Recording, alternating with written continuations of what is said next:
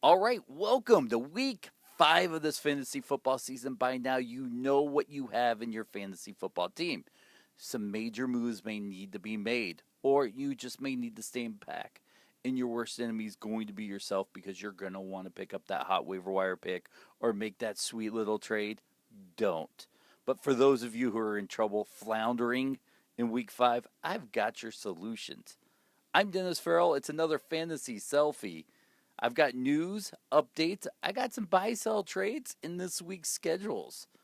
Let's get at it. Week 5 matchup for you guys. Minnesota at the Packers. The Packers are the 4th worst running back defense. Chicago at Carolina. Chicago is the 6th worst against wide receivers. Carolina is the 4th worst defense overall, and you drafted them really high. I feel bad for you. Cleveland at Tennessee. Cleveland is the 2nd worst defense against running backs. We'll get to that one here in a little bit. St. Louis, Philadelphia, Atlanta, the Giants, Tampa Bay, New Orleans, Texans, Dallas, Buffalo, Detroit, Baltimore, Indianapolis, Pittsburgh, Jacksonville, Arizona at Denver, Kansas City at the 49ers, Jets at San Diego, Cincinnati at New England. After Monday night game, I'm worried about New England, and I think A.J. Green will have a good day in that matchup. Seattle at Washington.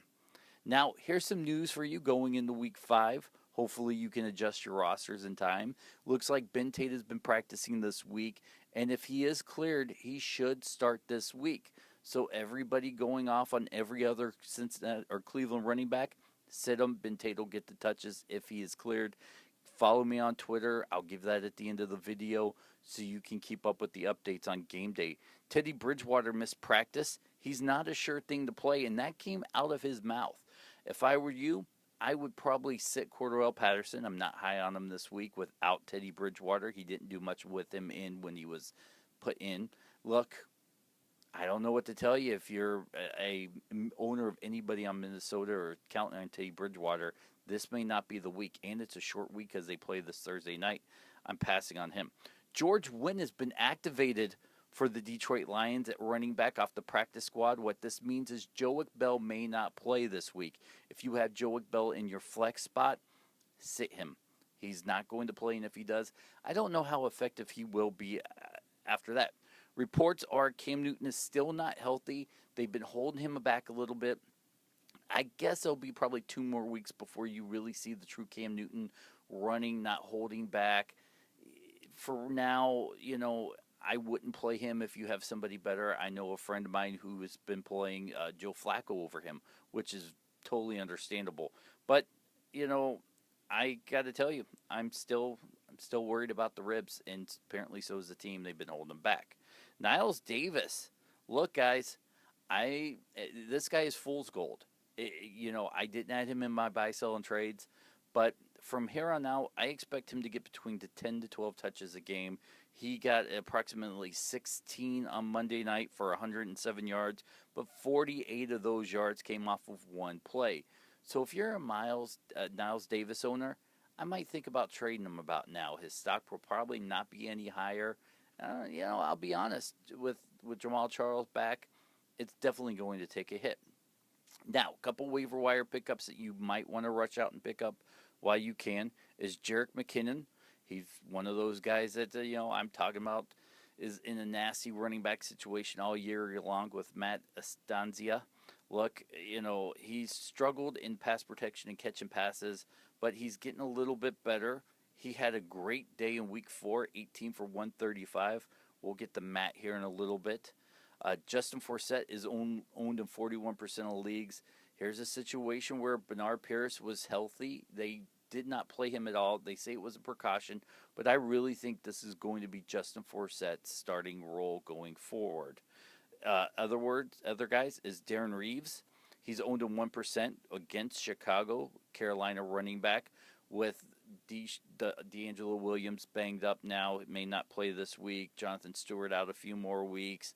You also have Tolbert, who's out for the season. He's going to be the starting running back. So if you are in need of a running back, you may want to pick him up. I'm not expecting him to reinvent the running back position, but he might be a guy that could snag you 7 to 10 points in the standard league if all goes well against Chicago, who is not that great.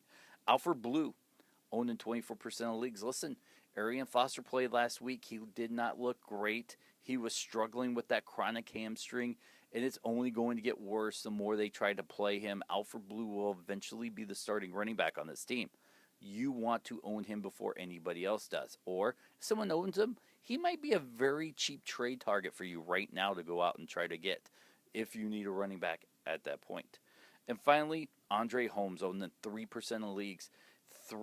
He was 5 for 74 and 1 touchdown. He led the team with targets last week with 12. Listen, with Streeter out 4 to 5 weeks, this guy steps into starting role. He did it last year. He's going to do it again. If you need a wide receiver and you need one cheap, go after Andre Holmes. Now, I'm going to add some buy, sell, and trades now. We're at the point where you got to make a roster move to stay afloat. I got a couple guys here, and I'll try to add them in throughout the weeks here on the videos. Number one, my buy is Kelvin Benjamin, with people a little bit worried about Cam Newton. He averaged 13 points in 3 of the last 4 games. And, he doesn't bring that big name value right now, so you might be able to get him for a song and a dance right now. I'm selling Matt Estancia, the guy who stepped in and took over for Adrian Peterson. I know we're all amazed by the 27-point game, the 3 touchdowns, but he rushed for 78 yards. And as you heard a few minutes ago in this video, I'm worried about what McKinnon's going to do. So I'm selling him while his value is high. Also, he has another great matchup this Thursday night going against Green Bay, who has the 4th worst fantasy point production versus running back. So, maybe after this game, you might want to sell him 2 big games in a row or do it before the game. But either way, he's got to be on your quick list to sell right now. Guys, I'm trading for Bishop Sankey. The coaches were complaining about footwork. What are we dancing out there? But he apparently has improved it. His touches will go up. And going forward, 3 of his next matchups are pretty good for him. Cleveland, Jacksonville, and Washington. So if I could get Bishop Sankey right now, I would. I would sit on him. I wouldn't play him. But I think eventually he will start producing for you. Another guy I'm trading for is Mark Ingram.